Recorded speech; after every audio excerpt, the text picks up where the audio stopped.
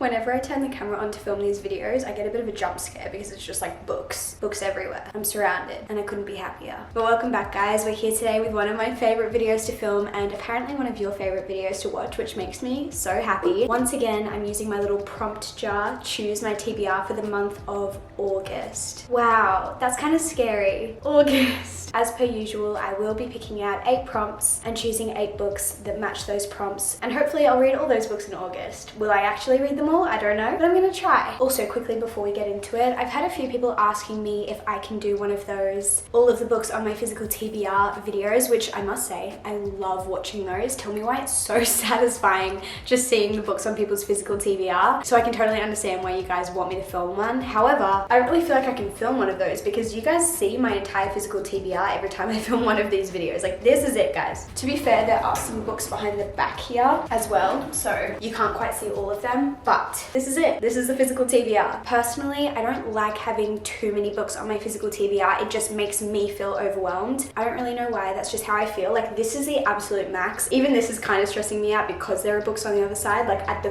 very most, I want my TBR cart to kind of just be one-sided and less than full. So I think my goal this month is really to work on my physical TBR, get it back to just being one side, no books on the other side. I think my ideal physical TBR would be like 30 books. I think we're sitting at around like 50 or 60.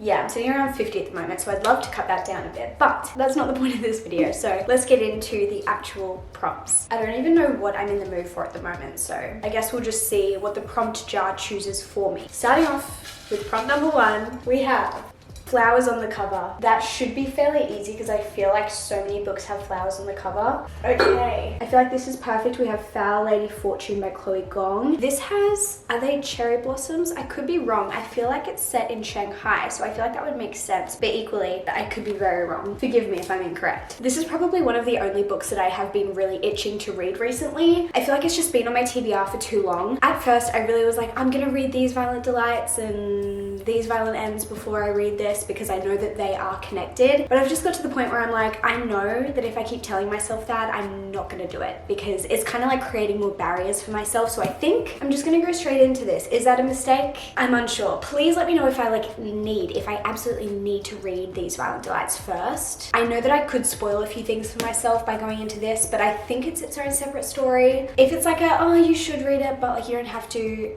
I'm not gonna read it. But if I have to, I will. So please let me know if you've read this little world. I don't really know why I've been itching to read this recently. I think I've just like seen it and I'm like, it's time. It's time to read this. So this actually works very well. And I'm very happy to have this as the first book on my August TBR. Prompt number 2.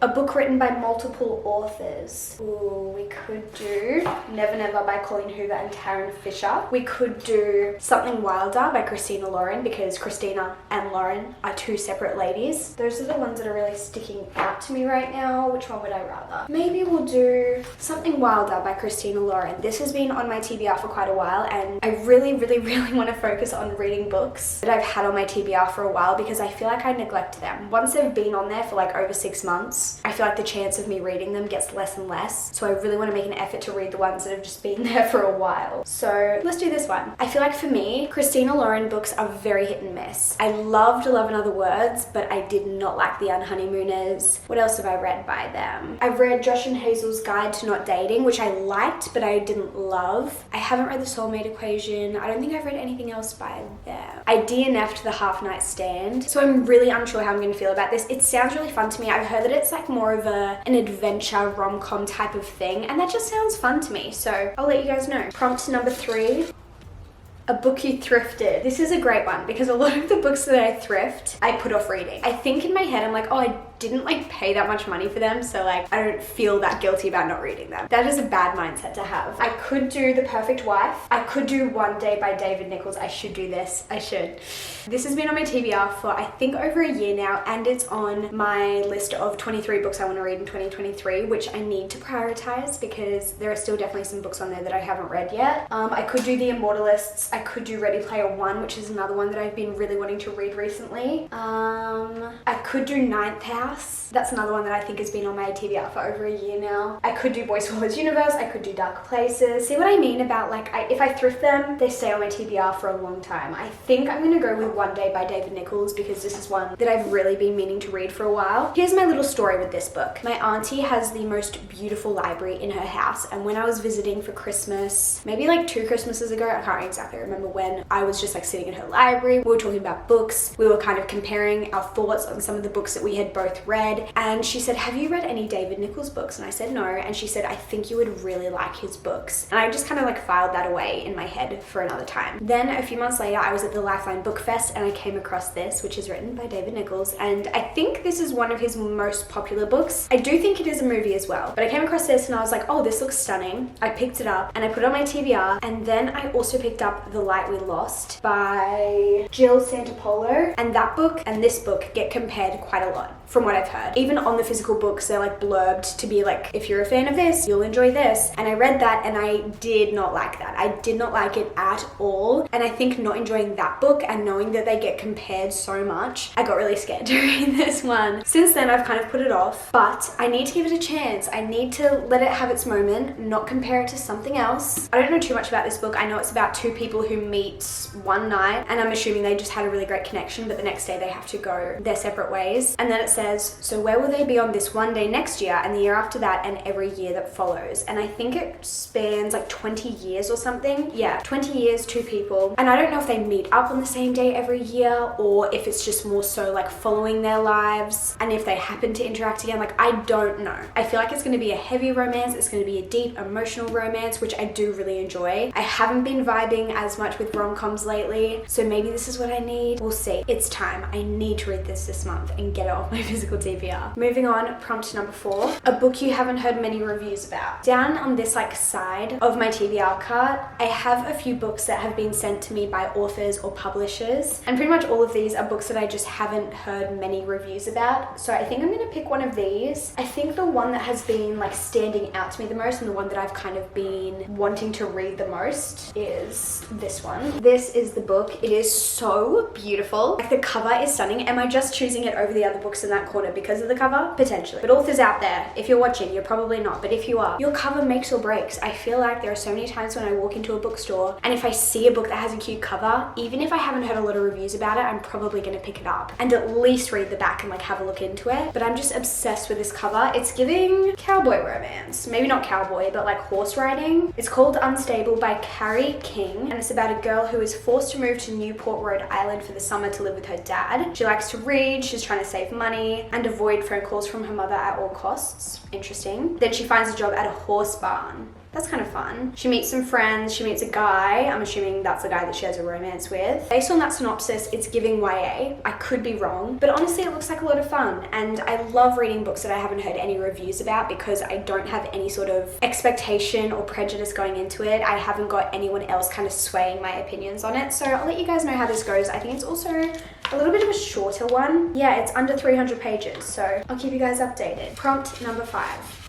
Any romance. Stunning. I love getting a vague prompt. What am I in the mood for? Maybe I'll go with this one. This is called This Time It's Real by Anne Liang. I absolutely love the cover of this. It is so beautiful. I actually started reading this maybe a month or 2 ago and I only got like maybe 20 pages in. Yeah, I got up to chapter 3, page 25. So obviously I didn't get that far in and I was enjoying it at the time. I think I just got distracted and picked up something else, but this is a YA romance. Based on what I've heard about this book, I think it's about a girl who's in high school. She writes some sort of love story, romance situation, and it goes viral and people think it's real, but it's not. She just made it up. And so now she has to find someone to like pretend to be in love with her so that she can make it look like it was all real, that she wasn't lying about it. And I think the guy who she gets to fake date her is someone that she already had a crush on. So I'm assuming they end up falling in love, but I guess we'll wait and see. It just sounds like a really cute little fun time. So I'm intrigued. Prompt number 6.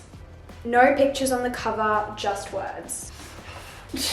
I mean, this is a perfect option. I think I'm gonna go with Tell Me Lies. This is another one that has been on my TBR for probably over 2 years now. I feel like I've had this since I was living in our little apartment when we first got married, so that means I've had it for like quite a while. From what I've heard, this is a very, like, some people love it, some people hate it. I think it's very toxic. I think it's set at a school. I think it's like a trauma bond type of relationship, which I think I put this on my TBR a few months ago, and I said something along the lines of, like, it doesn't sound good on paper, but equally Magnolia Parks is a toxic love story, and I absolutely ate that up. So maybe I'll love this. And someone commented being like, it's not the same, you will not love this. And I was like, oh no, okay, maybe I shouldn't have high expectations. But equally, I still am so intrigued by it. Like, all of these books are on my TBR for a reason. So I'm intrigued, but I don't have high expectations. But equally, I hope it's at least entertaining, even if I'm not like rooting for the characters, even if they're super unlikable and toxic. Maybe it will just be an entertaining read, a bit of an addicting read, but we'll see. I do absolutely love the cover of this though, it's stunning. Prompt number 7, small town romance. Do I have any small town romances left? This one's a college romance. Is Marriage for One a small town romance? It doesn't say on the back. I don't think any of those are small town romances either.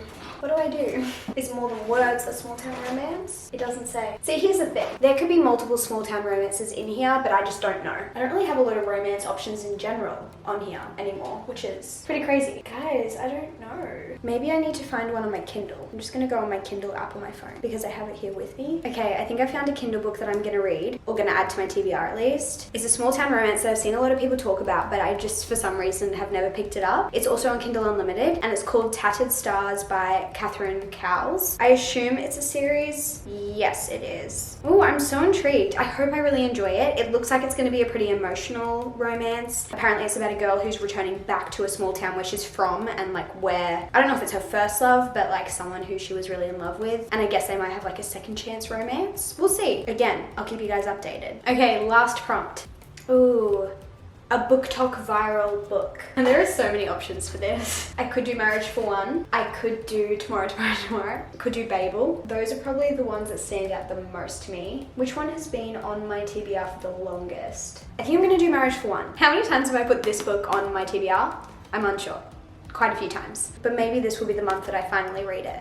We'll see. Wow, we don't have a lot of fantasy books on our TBR this month, which is a little scary because I've been in a huge fantasy mood recently. Hopefully I'll just flip into a romance mood in August because we have a lot of romance to read this month. But let's quickly recap the books on my August TBR. So first up we have Fair Lady Fortune. We also have Something Wilder by Christina Lauren, One Day by David Nichols, Unstable by Carrie King, This Time It's Real, Tell Me Lies. We also have Tattered Stars, and finally Marriage for One. So this is our TBR pile for August. Hopefully I get through most, if not all of these. Like I said in the beginning, I really want August to be a month where I read a lot of books that have been on my TBR for a really long time. Maybe I should do a reading vlog where I read some of the books that have been on my TBR for the longest. Let me know if you'd like to see that. But as always, I hope you guys enjoyed this video. I would love to know what's on your TBR for August, and I will see you guys very soon with my next video. Goodbye.